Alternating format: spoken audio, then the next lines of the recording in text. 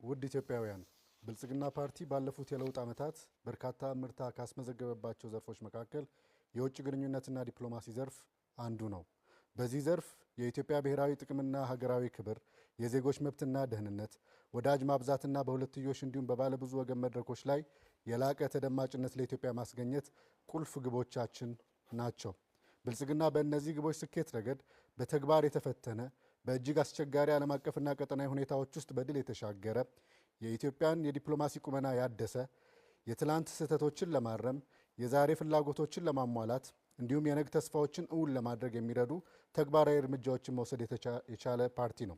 ብልጽግና ከዚህ ቀደም እምብዛም ትኩረት የማይሰጣቸውን ሀገራት፣ ቀጠናዎች፣ የትብብር መስኮችና የዲፕሎማሲ አካሄዶችን በሙሉ እይታ ዳግም በመቃኘት ኢትዮጵያ እጅግ ፈጣን በሆነው የዓለም እድገትና የለውጥ ዑደት ውስጥ በርዕዮተ ዓለም ተቸካይነት እና በጎራ አሰላለፍ የኮሰመነ የዲፕሎማሲ ቁመና ይዛ የምትቆም ሳይሆን ፕራግማቲክ ወይም ገቢር ነበብ በሆነ አካሄድ ጥቅሞቿን በተሻለ የምታስከብር ተጽዕኖ ፈጣሪና ተመራጭ ሀገር እንድትሆን ያስቻሉ ድሎችን ማስመዝገብ ችሏል።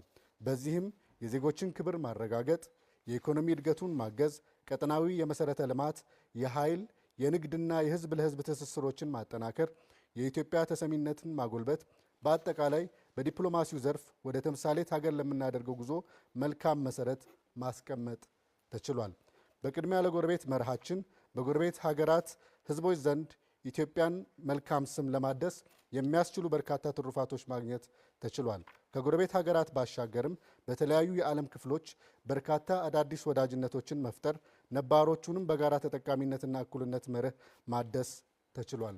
ውድ ኢትዮጵያውያን የኢትዮጵያን ብሔራዊ ጥቅምና ሀገራዊ ክብር ለማረጋገጥ ፓርቲያችን ባለፉት ዓመታት አያሌ የውጭ ግንኙነትና ዲፕሎማሲ ስራዎችን ማከናወን የቻለ ሲሆን በዚህም ኢትዮጵያ ከንቁ ተሳታፊነት ወደ ብቁ ተመራጭ የዓለም አቀፍ ግንኙነት ተዋናይ መሸጋገር ችላለች።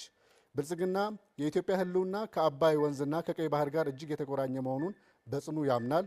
በመሆኑም የታላቁ ህዳሴ ግድብ በቆራጥ የፕሮጀክት አመራርና የተሳካ ዲፕሎማሲያዊ ጥረት በመጠናቀቅ ለምርቃት መብቃት ችሏል።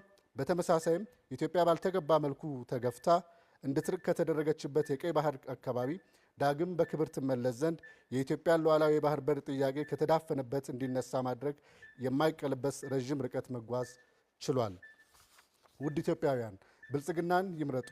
የመወዳደሪያ ምልክታችን የስንዴ ነዶ ነው። የስንዴ ነዶ የመደመር አቅም ማሳያ፣ የትላንት ጥረት የዛሬ ፍሬያችንና የነገ ተስፋዎቻችን በመደመር ያላቸው ዋጋ የሚወክል ነው።